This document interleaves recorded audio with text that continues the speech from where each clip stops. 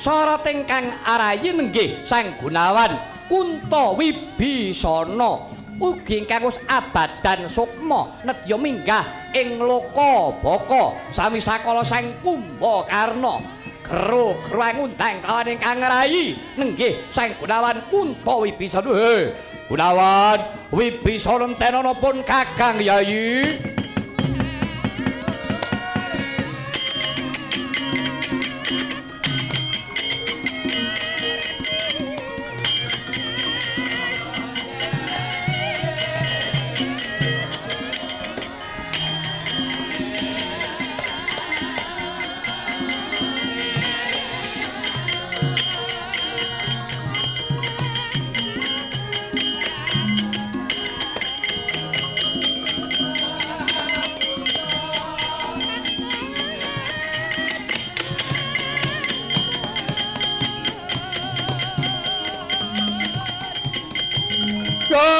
Gunawan, adikku di,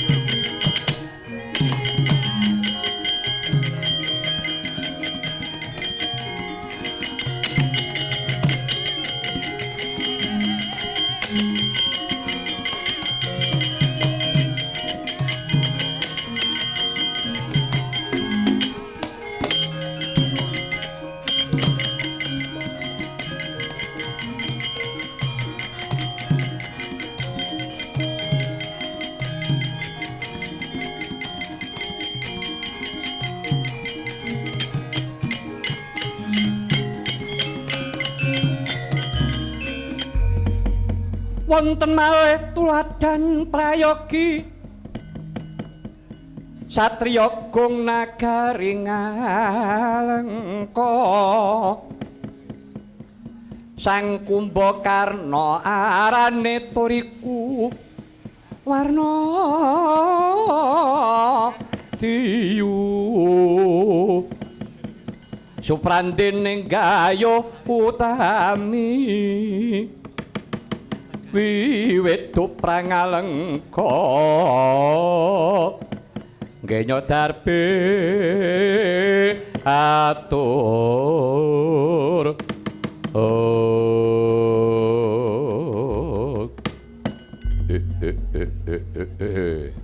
Ong tete Hyang Kalalodrya manik Raja Dewaku adikku di Wibisana Yayi Gunawan kawulun wonten timbalan iki ngadawu Kakang Mas.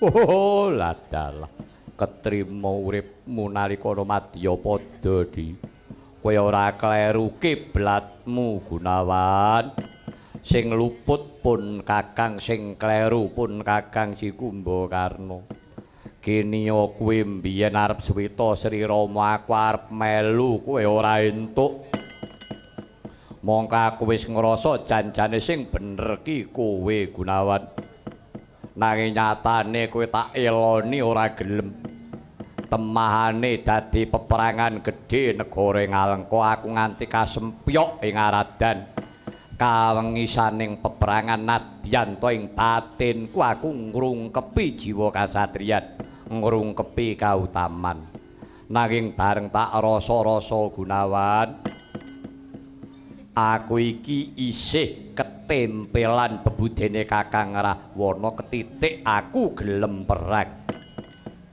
rahayune aku kalah nganti temekaning pati upamane aku iki menang apa rasaya ndadra kamurkaning Kakang Prabu Dasamuka mula kanthi lalakon kuwi Yayi Wibisana pun Kakang bisa mawas diri pun Kakang ngrumangsani ing reh kaluputan kumau mula Gunawan dina iki pun Kakang njaluk pituduhe Siadi yen perlu aku melu karo kowe Wibisana cetha yen to kowe iki santuk kanugrahaning Gusti kuwi antuk swarga mulya di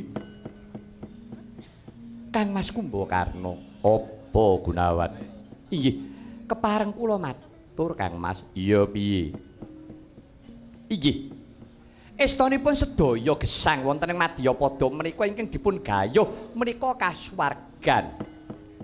Rak ngaten. Iya. Namung kemawon, Kang Mas. Swarga papan ingkang endah edi ayem tentrem jinem.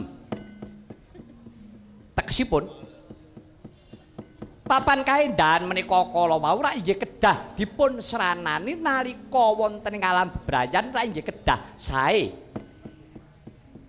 Iya pancen mengkono Yayi. Mila saking menika Kang Mas, estanipun kula mboten menang ngaturi pamrayogi dumateng Paduka Kang Mas Kumbakarna. Monggo sakmenika netepi karmanipun piyambak-piyambak. Karma pala ingkang tinanem wonten ing Madyapada kedah dipun tampi dipun unduh. Inggih menika kanthi darmanipun piyambak-piyambak. Ngono ya, Dik. Inggih kedah narimah Kang Mas. Menawi ngagengaken panarimah kula kinten jawata ingkang akarya jagat badhe paring pepajar. Iya, lah sak banjure aku kudu kepiye? Inggih. Estanipun dinten menika Kang Mas, kula sampun tinimbalan wonten ngarsanipun Gusti ingkang murbeng dumadi karana sampun paripurna ayahan kula wonten ing Madyapada. Iya. Kula piyambak boten mangertosi Kang Mas. Kula badhe nampi kamulyan menapa pasiksan, kula piyambak namung pasrah dumateng keparenging Gusti. Iya. Lah terus aku kudu kepiye? Mekaten Kang Mas. Rening Paduka Kang Mas menika taksih ketabetan jiwaning senopati. Ketitik Paduka rumiyin gugur wonten madyaning palagan. Dinten menika supados Kang Mas Kumbakarna menika nampi kamulyan boten Paduka piyambak ingkang kedah nampi, namung Paduka kedah nindakaken dharma malih. Waduh, Yayi. Aku kudu nindakake dharma tekse ngrampungake jejibahan maneh. Inggih. Banjur syarate kepriye, Yayi? Kang Mas, Paduka kula aturi ngupadi inggih menika kadang panenggak Pandhawa satriya unggul pawenang Raden Werkudara inggih Raden Bratasena. Panjenenganipun menika jiwaning senopati agung. Mengkono inggih Kang Mas. Nggih namung panjenenganipun kula kinten ingkang saged nyampurnaken Paduka Kang Mas Kumbakarna. Oh, ladalah. Iya. Iya, Di. Pun Kakang bisa nampa apa sing dadi panemumu Gunawan. Ora liwat aku njaluk pendongamu ya, Di. Muga-muga aku bisa ketemu kelawan sing tak upadi. Yaiku kadang panenggak Pandhawa kang kekasih Raden Werkudara. Inggih, Kang Mas. Sungkem kula ingkang nderek humiring jengkar Paduka Kang Mas Kumbakarna.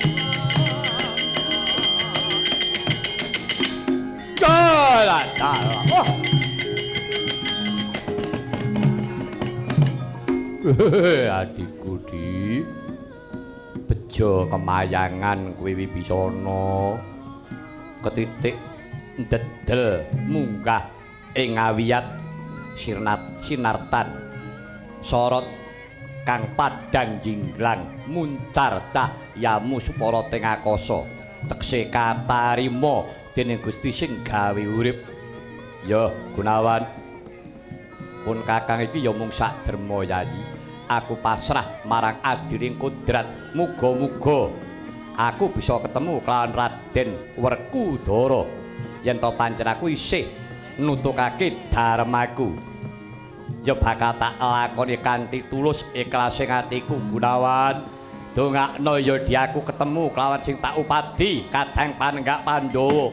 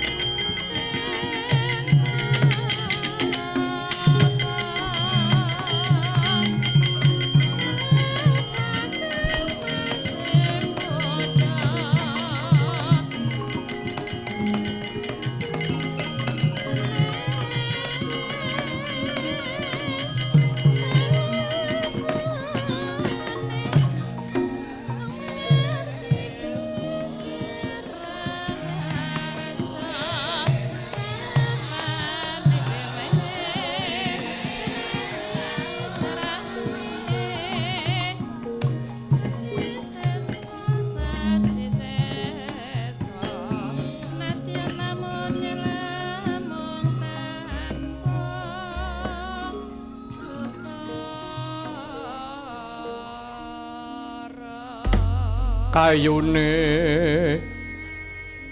Purwa sejati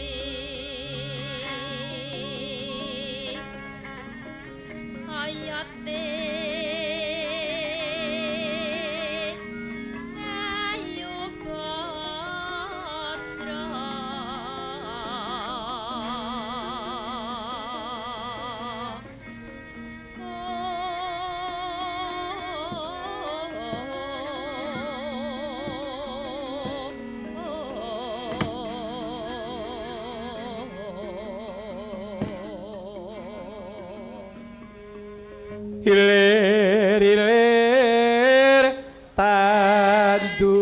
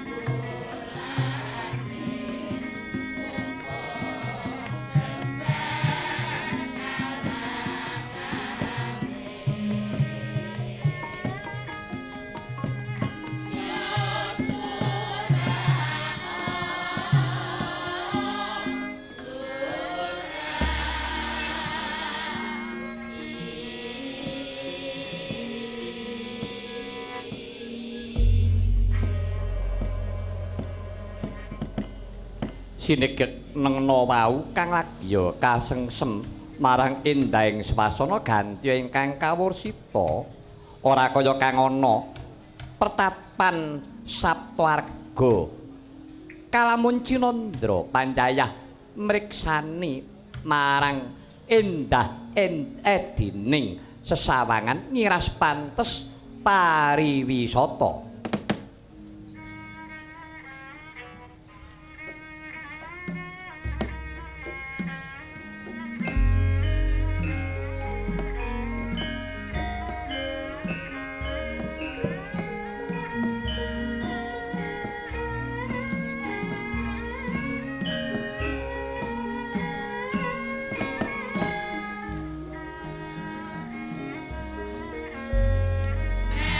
Jati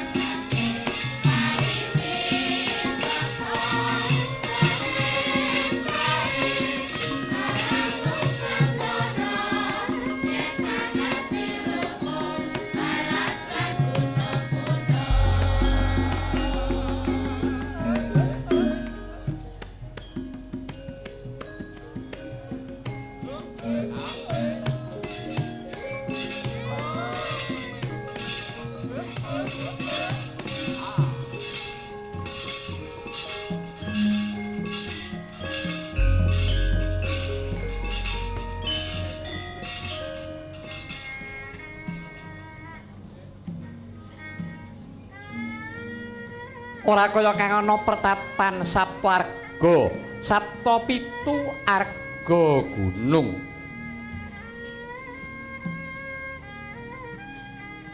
gunung pitu ingkang samya mumbul pucake pinapar pinarata kinarya pacrabaan paniku ingkang awasta pertapan Saptarga ya ing wukir tawu ya rah tawu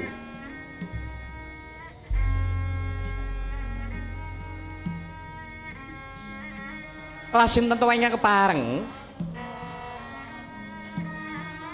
jumeneng Raja Pandhita ing pertapan Saptarga lah punika to warnanipun tilasing Narendra Ngastina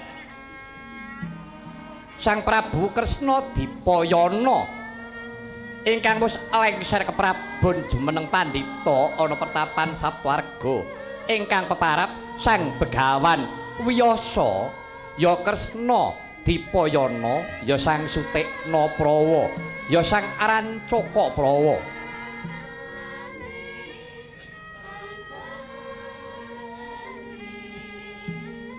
Pandhita Wasisi limpating kagunan putus saliring reh ing Saneskara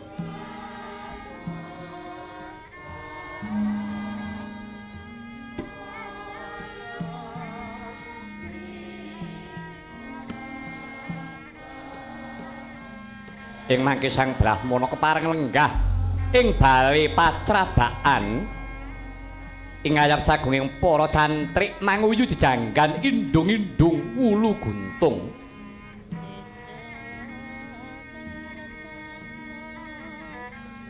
dereng utawi dangu denira kepareng lenggah kedadak sarupratanira ingkang wayah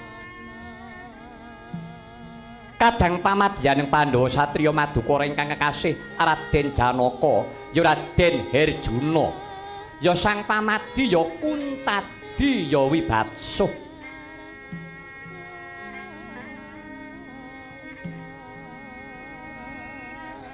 satriya bagus warnane wingit pasemone Wimbo Sekti Mandraguna Jayeng palugon pantes tolamun dadi lananging jagat jagoning dewa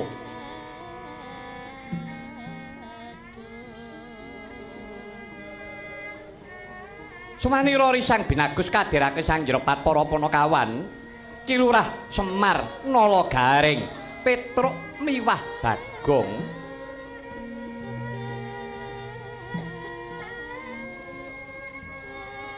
Sukadroning penggalih Sang Tapa dipimulat praptanira ingkang wayah tebih ngawe cerak sansaya rinaketake lenggahe Sang Bagus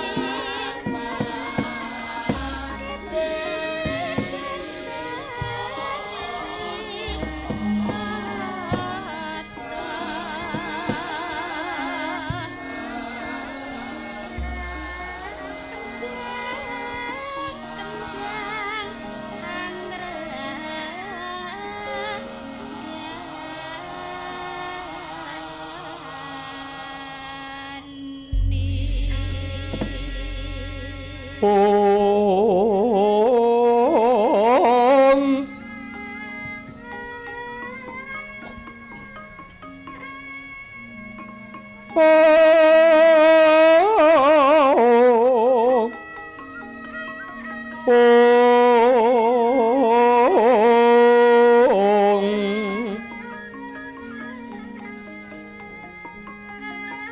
Yeka carita nira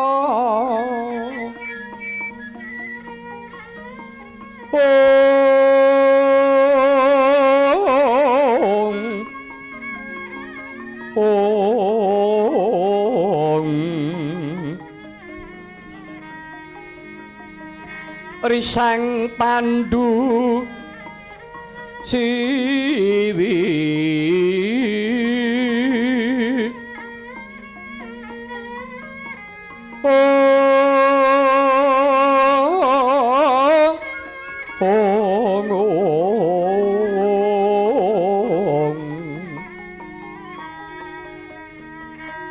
Duk nalika mesu Prata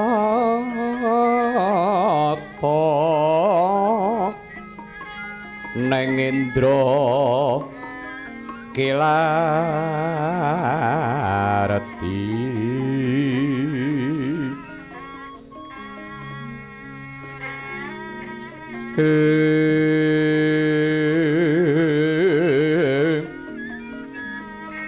Prajawata mangayu bagya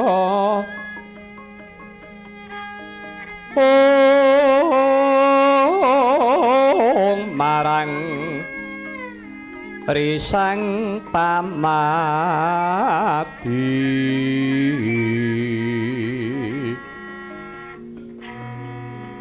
dadya srunganing kencipta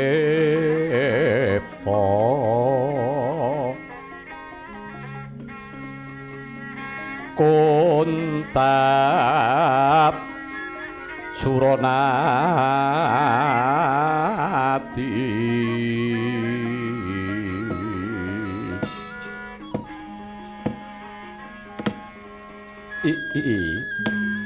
Astungkara sidam sekaring bawana langgeng layak to layak jagone padha tarung prenjak ing ganter ora leren jebul iki ana dayoh dawas padake ingkang prapta iki kaya putuku si Arjuna kulup permadi kanthi karaharjan praptanira ngger Arjuna kawulun muninggih Kanjeng Hyang awis saking berkah pangestu paduka Kanjeng Hyang Araharja pisuwan kula mboten langkung kula ngaturaken sumungkeming pangabekti kula mugi konjuka Hyang iradalah iya banget panarimaning pun kaki dene sira ngaturake pangabekti pudiastuting pun kaki tumuli tampanana Arjuna kapundi paring pangestu paduka Kanjeng Hyang saengga jejimat paripi Yai Semar padha kanthi karaharjan tekamu Kyai inggih sang ayogi awit berkah pangestu sampeyan sowan kula wilujeng nir ing sambikala mboten langkung kula ngaturaken sumungkeming pangabekti kula mugi konjuka penemban Kyai Semar kula sing gedhe pangapuramu Kyai aku moh nampa sembahmu sebabe napa iya sabab kowe kuwi dudu manungsa yen aku nampa sembahmu walatapa sing bakal tak sandhang tiba padha-padha wae ya Kyai inggih jek ketok wong aku sangati penemban paring dawuh kaya ngono andene anak-anakku kok belas rane sing ngajeni Truk agek ngerti aku Truk Ngopo? Sang Adi Penembahan semono nampa sembahe Semar. Sebabe ngendikane Sang Adi Penembahan mau, Semar, aku moh nampa sembahmu. Sebabe kowe kuwi dudu menungsa. Kowe iki celeng ya. Lah nganti lurah. Rak tenan to. Kowe iki ya ngawur wae. Anane Sang Adi Penembahan ra kersa nampani sembahe Kyai Semar, sebabe Kyai Semar kuwi sing dikarepke dudu menungsa kuwi dewa kamanungsan, ngono. Oh, kuwi. Heeh. Buyan Kyai Semar kuwi dewa. Ah iya to. Lah nek pancen Kyai Semar ki dewa anak-anake kok do kere. Ora coba kepiye. Bulane Kyai Semar ya kon medhun. Neng Ngercapa mbok menawa ning kanane kok kaya ngeluput ya. Ya ora ngono kok ya, nindakake dharmane. Oh ngono. Heeh. Nala Garing padha kanthi karaharjan Nala Garing. Nggih, Sangayogi. Awit berkah pangestu paduka Sangayogi sowan kula nggih hamanggih Basuki. Boten langkung kula ngaturaken sembah bukti kunjuk wonten ing ngarsa paduka Sang Yogi. Wah, lho Gom, apa? Kakangmu kongkling iki lho. Nek bangsa ii kabeh. Agek kebeneran kuwi. Ngono. Heeh.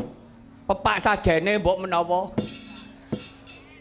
Ayo ben ya kala mangsa ya wong sok apik, sok elek. Ayo. Iya Nala Garing, pangabektimu wis tak tampa. Petruk kanthi karaharjan. Nggih, Penembahan. Awit saking berkah pangestu paduka Sang Adi Penembahan sowan kula wilujeng pangabekti kula katur Sang Tapa.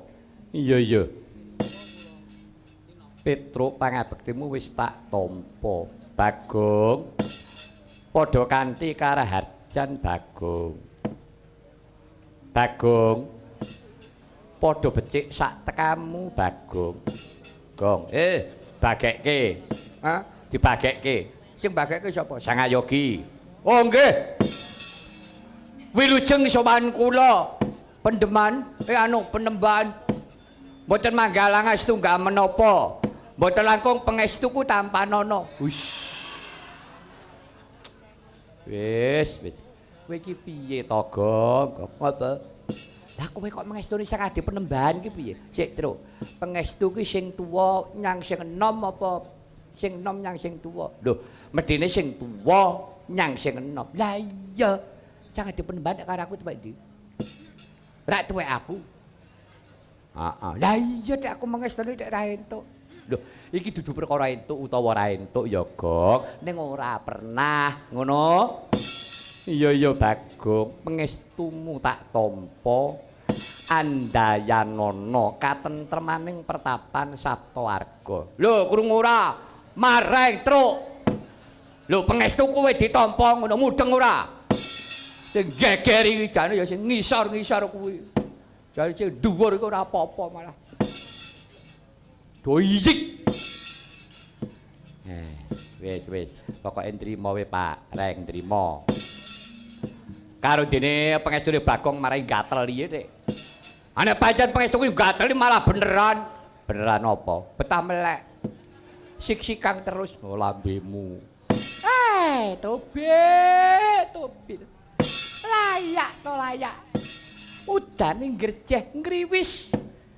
Gondamri amburat arum. Jebulane Gustiku Raden Arjuna kepareng rawuh. Pangabekti kula katur, Raden. Iya Cantrik. Pangabektimu tak tampa pangestuku tampan nono Cantrik. Nggih mekaten. Kapundi paring pangestu paduka Raden dadosa jimat nggih mekaten. Kyai Semar wilujeng Kyai. Oh iya, Ger, Cantrik padha slamet. Ora ya do apik wae to, Trik. Nggih, Kyai wilujeng mekaten nggih mekaten. Kang Gareng wilujeng, Kang. Oh iya, Dicantrik padha slamet. Kowe ya do apik wae, Dik. Nggih, pangestune Kang mekaten nggih mekaten. Kang Petro mekaten. Lho, iki piye to iki? Uru-uru mekaten. Wilujeng, Kang. Oh iya, slamet, Di. Piye kabare pertapan? Sae, Kang. Wis panen. Pun, sampun Kang. Pun bibar panen najan to rabuke ra diangel. Neng nyatanipun nggih pangestu panjenengan saged panen Kang. Syukur di.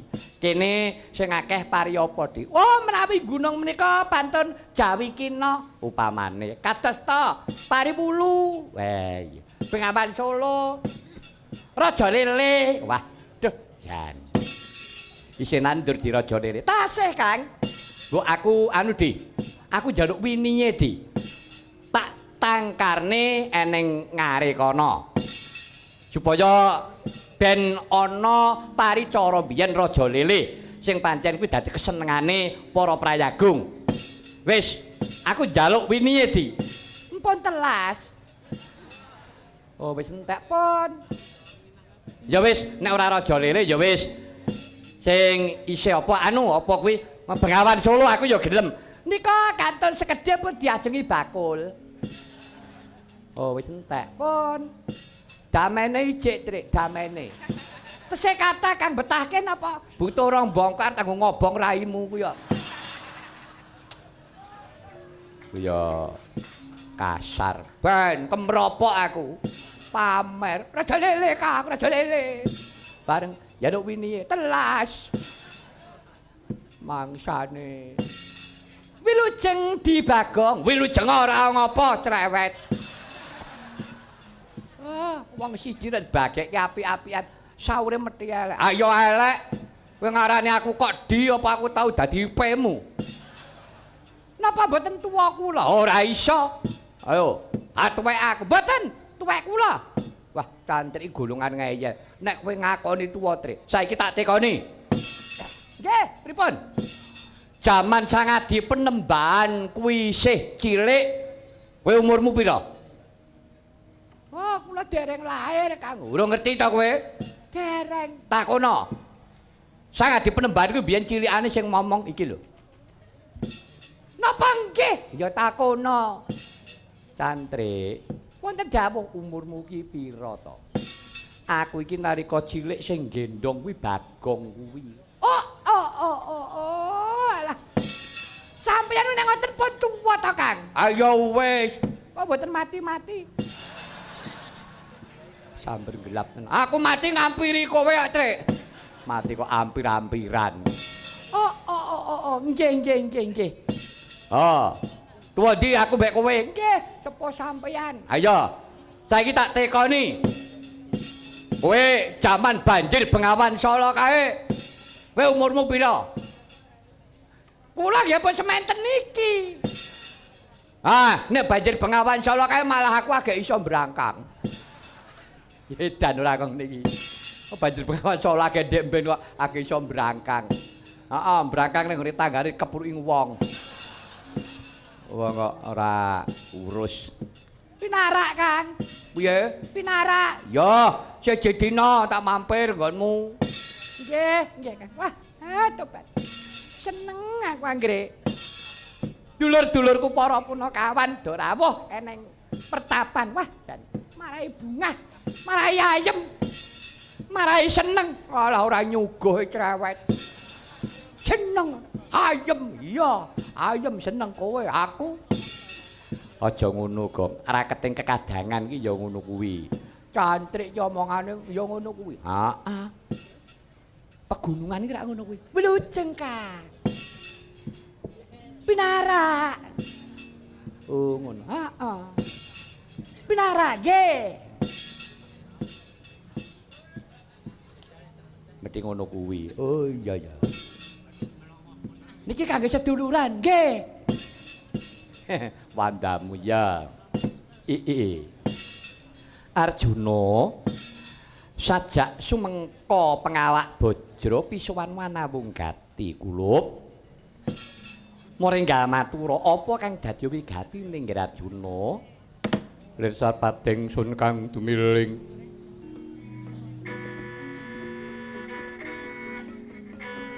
Mangulati puspita kang medem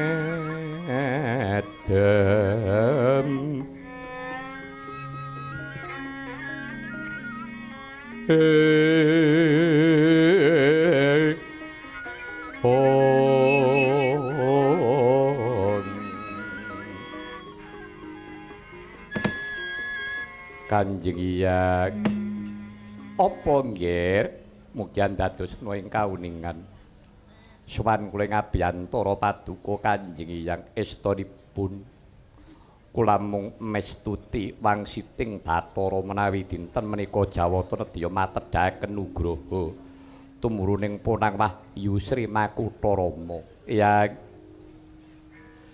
menawi manut wangsiting Bathara menika estu menawi wahyu keprabon keparenga paduka Kanjeng Hyang paring dawuh kados pundi srananipun Hyang sepados kula kelampahan gayuh Wahyu Makutha Rama permadi wonten dawuh Hyang wahyu kuwi mau ora gantha ora wujud wahyu kuwi woing pamarsudi yen wahyune ta wis cetha carane gayuh wis do sumurup nah sing wigati kuwi cecawis wadahe ingkang bakal kinarya wadahing wahyu eling-eling wahyu kuwi sipate suci wadahe ya kudu suci kudu resik sadurunge sira entuk nugraha mau nggih Arjuna kowe cawisa wadahe resik jiwa ragamu resik ana lair batinmu sabab wahyu kuwi mau yen to manjing ana papan ingkang reget tundhone ora suwe wahyu mesti bakal loncat sabab wahyu kuwi mbutuhake pangupen mbutuhake pangreksa mekaten Kanjeng Hyang iya mula kangsa kowe iku kulup yen to pancen jeneng sira wis antuk wangsiting Bathara Arjuna dina iki pun kaki mung paring dawuh sira leledanga ana madyaning alas Duryapura yen to sira wis ketemu kahanan sing kira-kira sakjeke sira durung tau mrangguli sing sakjeke sira durung tau ketemu mung bae dawuh pangandikaning pun kaki kowe aja kagetan kowe aja gumunan kabeh kuwi mau tampanan sak madya iku margane bakal antuk nugraha mekaten Hyang iya lah mengko yen to sira wis manjing madyaning alas Duryapura ing kono bakal ana marga ingkang anjok ana ing pertapan ingkang aran pertapan Kutharunggu nanging sira kebak ing pengati-ati sebab ingkang mapan ing kono pandhita ingkang winawanging dewa pinitaya dening Bathara inggih Kanjeng Hyang menawi tetila mekaten ngestaken dawuh paduka Kanjeng Hyang malah dinten menika ingkang wayah daya-daya nyuwun pamit sarta nyuwun tambahing berkah pangestu bidha dinten menika ya Arjuna ora liwatak prangga puja raharja muga-muga bisa kasembadan kang sira gayuh inggih Hyang Semar ayo ndang pamitana Semarika den prayitna Semunira ririh eka bal tityaning gandayani trisonyapura nama sasi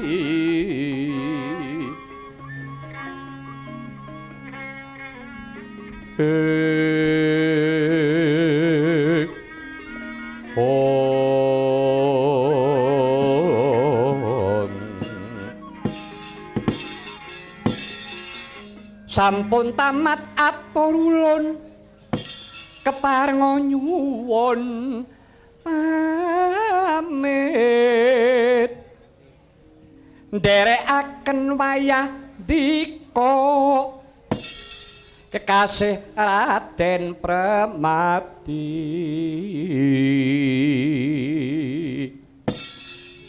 anggayuh wahyu kamulyan antuk berkahing Hyang Widi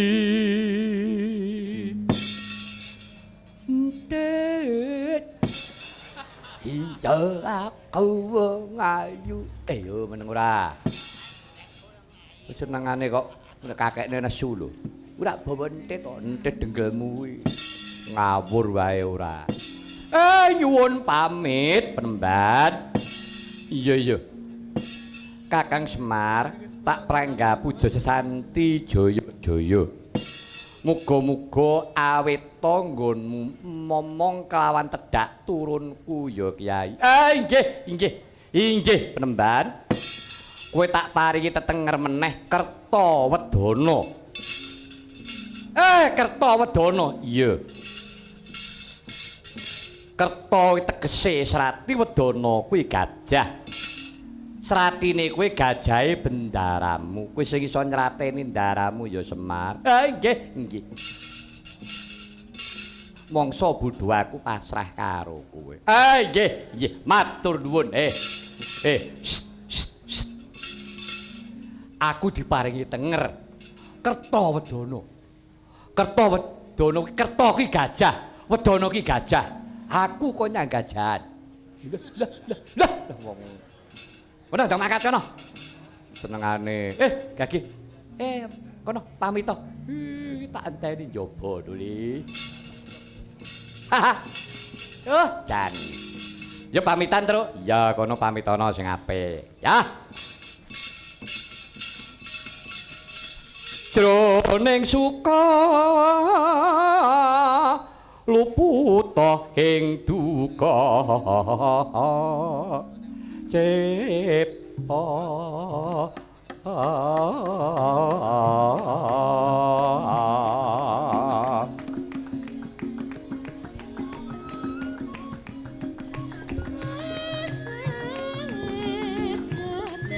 Sir kurang ngono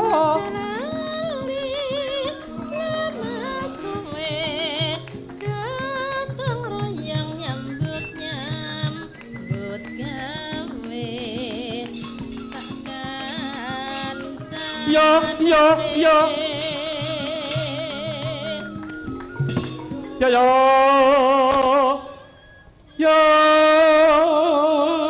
Wah, mat-matan, Truk. Pancen didhawuhi kon pokoke kon manut pakem. Oh iya. Ya tak estokke. Ana sing paring dawuh kok suwe men ra tau jejer pertapan. Mangke mawi jejer pertapan. Pak Mantep. Oh nggih, sedika aku ya. Ya tak estokke, Truk. Heeh. Kok darani ra iso aku. Ora iso piye ya. Nduk jaman kelakone. Lah iya. Monggo kula jengaken rumiyin.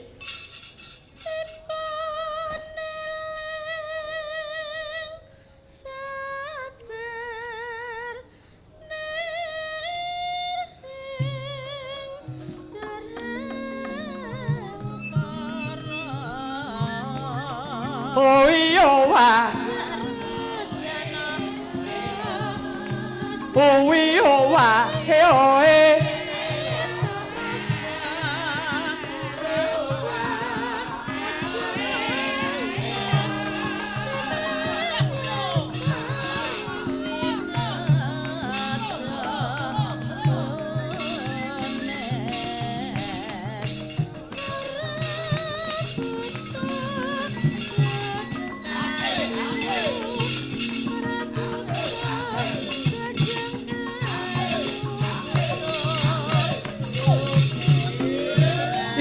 Ayo.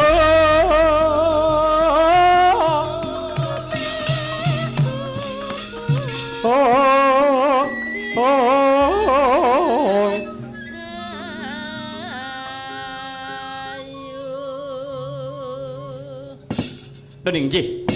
Namit pasang kaliman tabik sinapeta ing ilo-ilo tinebih nasiku dedanengu Bathara Penemban.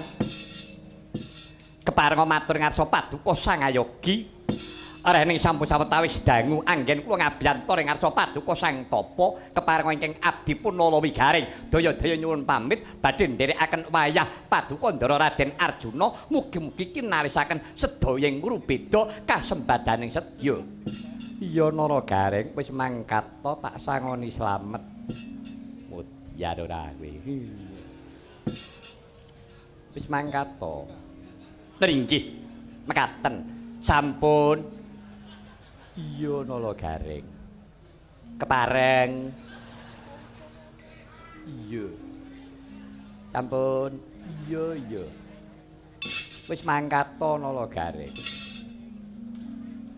Util. Bangetan le urip. Diriwangi jeneman rekambang. Iramane rangkep. Sindenane gali-gali. Tekung rakit tembung we wah jan runtut. Sangoni slamet. Lha. Ragabel kecret. Omahe joglo.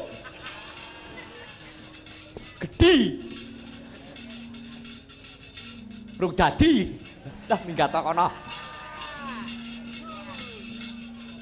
Wong kok ngeleh-lehke.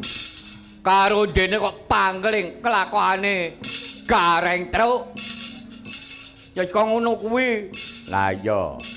Ngerti to watake gareng? Heeh. Watake ya kok ngono kok dadak disengeni wis ben. Sing pamitan aku sik apa kowe sik? Manut. Kowe ku anggere pamitan kok nganti mrucut